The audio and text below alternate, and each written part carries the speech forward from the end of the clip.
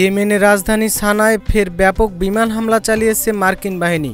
সোমবার সকালে ইরান সমর্থিত বিদ্রোহী গোষ্ঠী হুতির স্বাস্থ্য মন্ত্রণালয় এ তথ্য জানিয়েছে। হামলায় অন্তত 12 জন নিহত হয়েছেন, আহত হয়েছেন আরও 30 জন। গাজায় সিভিল ডিফেন্স এজেন্সি জানিয়েছে 20 এপ্রিল ভোর থেকে ইসরায়েলি বিমান হামলায় গাজা উপত্যকা জুড়ে আরও 25 জন নিহত হয়েছেন। তাদের মধ্যে নারী ও শিশুদের সংখ্যা বেশি। ফিলিস্তিনের অবরুদ্ধ ও যুদ্ধবিধ্বস্ত গাজা উপত্যকায় খাদ্যের ব্যাপক অভাব দেখা দেওয়ায় কিছু হতাশ পরিবার শক্তির উৎস হিসেবে সামুদ্রিক কচ্ছপ খাওয়ার দিকে ঝুঁকছে। খোসা ছাড়ানোর পর মাংস কেটে সিদ্ধ করে পেঁয়াজ, গোলমরিচ, টমেটো এবং মশলার মিশ্রণে এগুলো রান্না করছে তারা।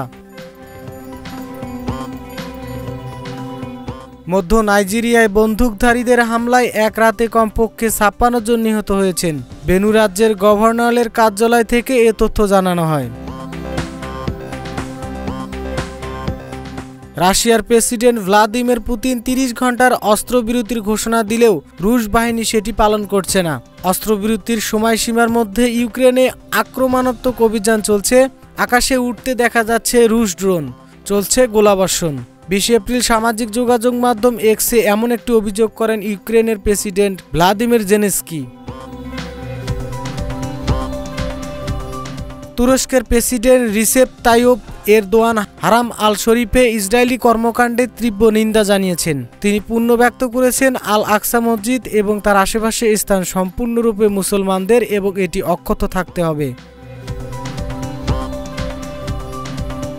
জার্মানির ফাস্টফুড শহরের একটি আবাসিক অ্যাপার্টমেন্টের সামনে থেকে 19 এপ্রিল 2 ব্যক্তির গুলিবদ্ধ লাশ উদ্ধার করা হয়েছে।